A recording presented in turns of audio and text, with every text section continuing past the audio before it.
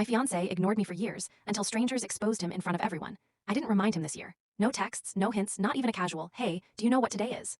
Because I already knew how it would go. I had been through this enough times to know exactly how the night would end before it even started. For 3 years in a row, Ryan had missed our anniversary. Not forgotten it, missed it. Like it was something optional. Like I was something optional. First year, it was a client emergency. Second year, his dad wasn't feeling well. Third year, he didn't even bother with an excuse. Just silence. Nothing. Not even a text saying he was sorry. Not even, "Oh, we'll do it another time."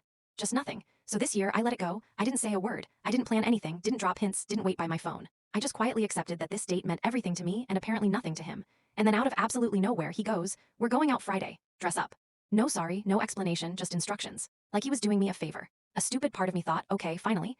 Maybe he remembered on his own. Maybe this was him trying. We ended up at this rooftop lounge downtown. Dim lighting, live music, overpriced drinks. The kind of place where people go to feel like they have it together. And I had been there before. Alone. Every single year. Same table near the railing, same skyline, same just one. From the host every time without fail. The staff literally knew me as the girl who sits alone on a Friday night waiting for someone who never comes. I had become a regular for the wrong reasons. So when we walked in together, people noticed. The hostess looked at me and actually blinked, like she was glitching. "Wait, you brought someone this time?" Ryan frowned and said, "What?" She was already smiling at me like I had just won something. "I'm so happy for you, genuinely." He looked at me confused and asked what she was talking about. I just said, "Table for two, please." We sat down, and then it started. Our server came over. His name was Marcus, and he had served me every single year at that same table. He looked at Ryan, looked at me, and just grinned. "Finally upgraded, huh?" Ryan's whole face shifted. "Excuse me?" Marcus leaned in like we were old friends catching up. "Last year she sat here for 4 hours waiting." 4 hours? I told her, "Whoever this guy is, he is not worth it." Ryan laughed, but it came out wrong, hollow. "It was a misunderstanding." Marcus tilted his head slowly. "So you're the guy?" That landed. Before Ryan could say anything, the bartender walked by, did a double take, and said out loud, "No way, he's actually real?" Ryan's voice dropped. "What is going on?" Nobody lowered their volume. Nobody felt the need to. "She used to sit here with her phone on speaker sometimes," the bartender added casually. "Calling someone all night, never picked up."